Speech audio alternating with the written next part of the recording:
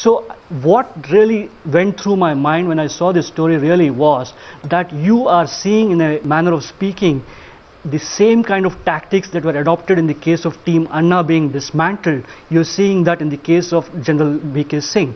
You're seeing leaks, you're seeing plants, you're seeing motivated pieces, you're looking at smears and so on and so forth. I'm not saying the Express has done that. I'm saying that you're seeing this as part of a pattern. Last week you had a letter to the Prime Minister being leaked quite mysteriously. This week you are seeing such a coup, a coup being mentioned. One of the reasons why this looks like a rehash being spun into a scoop is because, as you've discussed since morning, there was a formal briefing at Agra on March 15th. Yes. There was a story on rediff.com on March 13th. So in that sense, great details of the story had come out more than 20 to 25 days ago. So there's really no surprise. What is surprising is the timing, and what many people have already discussed is the basic motivation behind this. And I think a devious thought has been planted in the minds of people that this could happen. And I think the more we talk about this possibility, the more we discuss operational details of this possibility, I think the more we give dignity to this rumor. And I think that's a really sad thing, because of what we've been hearing, that very many great people have laid down their lives for this country, sacrificed their lives, they've had their relatives and kith and kin being destroyed. And to see that all of them, one thing we should not forget in this story is this: till today, General V.K. Singh was the object of the ire of the establishment. It was between General Singh and Mr. Anthony. It was between General Singh and sections of the military. It was between General Singh and between sections of the military establishment. But now, what has been done in the course of the last 14 to 16 hours is that the entire army has been tar-brushed and put into a corner, and the entire army is being looked at with suspicion. And I think that's a great disservice to this nation's armed forces. So it's becoming... And I think that is truly the bottom line of the story. Yes, Air Marshal Ahluwalia wants to come in. Corruption. Yes, Air Marshal. I think we need to get back to that. Yes, Air Marshal. If I might, I think we got a happy knack of getting very carried away because of a few journalists picking up a little bit of information and doing a massive so-called research on it, getting some more tidbits together and putting up a story which obviously may not be believed but could be believed by some people. And I think we owe it to the public of this country and not get involved to already start thinking that just because a few journalists have put out a story like this, that everybody is suspecting the Indian Army or the armed forces. It is not so, sir.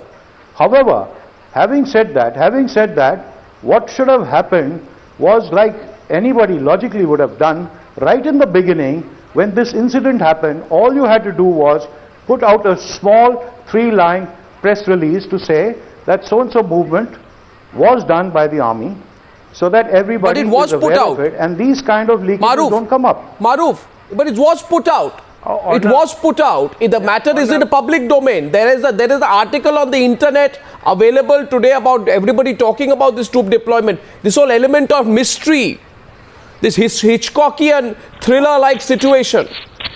It appears. 1,200 soldiers, Arnab, trying to do something. It's crazy. Yeah, it's absolutely crazy. Exactly. That's the point. Maruf. Arnab, I'd like to come in here. I've not spoken as yet. Let me sort of put things a bit in perspective. Air Marshal Ahluwalia is a very, very senior Air Force officer.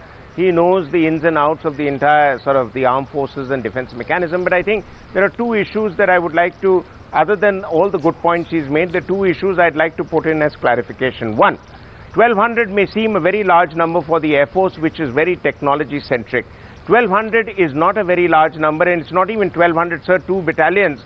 The entire operational strength is really less than 1,000. But 1,000 troops exercising in and around Delhi, sir. So 1,000 troops exercising in and around Delhi, when around Delhi itself there are readily available infantry troops which exceed 25,000. If you look at the 2 operational brigades in Delhi, you look at 2 divisions in Meerut, you look at 1 brigade in Alwar, and you don't even count the Southwestern Command in Jaipur. My God, you've got a force level here which is far in excess of whatever is moving around. The second point, and I'd like to draw attention, some of the very good points people have made, but I'd like to draw an analogy between what is happening now and what happened before the Iraq war and when the Americans went into Iraq, that there was a designed approach which the American establishment and the Pentagon in particular was favoring, and anybody who went along with that suddenly got the light of the day and got importance, and anybody who didn't fell foul. Only you have something 15 question years is of later pot shots. when people are coming out and saying... Question is of pot shots, coming out to say that... That you take pot shots. The question is of pot shots being taken. Well... sorry, I didn't get your point. The question therefore, Maroof, isn't it, and I want to wrap up this in a couple of minutes with that thought to you, Maroof, first. The question is, you have an atmosphere created, so you start making this into a game of darts. Everybody comes and points their little arrow and takes pot shots. Arnav, it was very clear by mid-January that the entire Ministry of Defence and many people in serving and retired were divided very clearly in two fronts.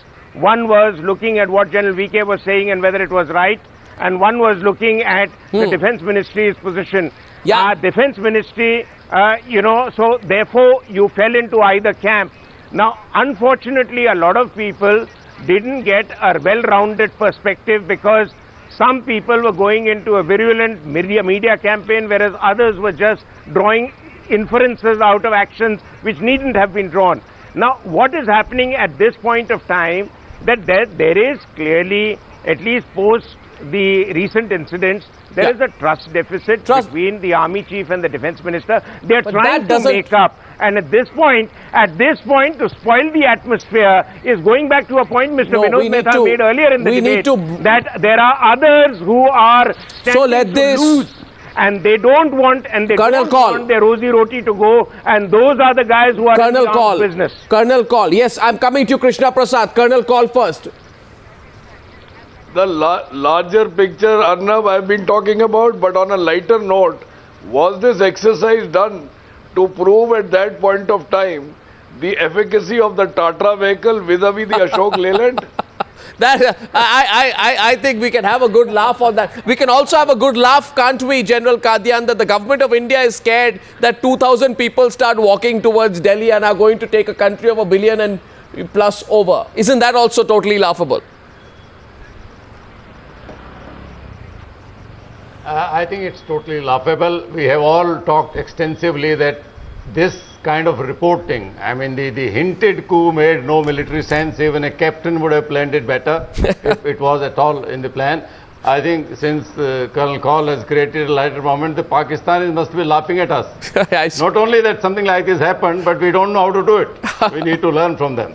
I think this incident needs to be forgotten. This is the end of this story. Focus on who is planting these stories? Who could be the beneficiary? Absolutely. Could it be the arms lobby? Yeah. So far they were targeting only General VK Singh as an individual. This is the first time a serious allegation, a serious finger has been raised at the very loyalty of the Indian Army toward the Constitution of India. Absolutely, absolutely. Totally absolutely. I need to wrap up tonight. Last word to Krishna Prasad. Right, Krishna Prasad, let's bury the story. The story dies here.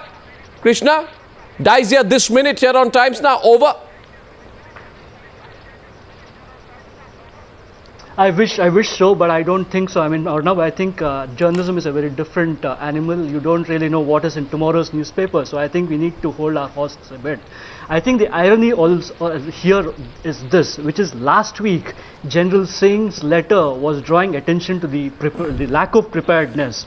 And today's report talks of the preparedness, and you can see the disparity and the dichotomy between the two stories. To again end on a lighter note, I think if you were to make a movie on this whole story, I think you should call it Kab, Ku aur Kahan. That's a good one. Thank you very much. Kab, Ku aur Kahan. Wonderful, wonderful. I can see. Yes, everyone's giving. On a one line. Yes, your line, sir.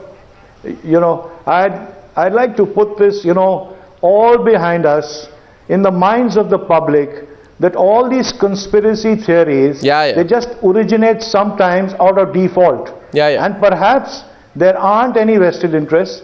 Perhaps it is a little bit of foolishness at the wrong time. And I think this conspiracy theory business must please stop and at least not actually affect the minds of the people of this country vis-a-vis the armed forces and the government. Kab, Coup or kahan? Good line. I love that line. That's fantastic. Krishna Prasad, and to all our panelists, thank you very much for joining me here on the News Hour.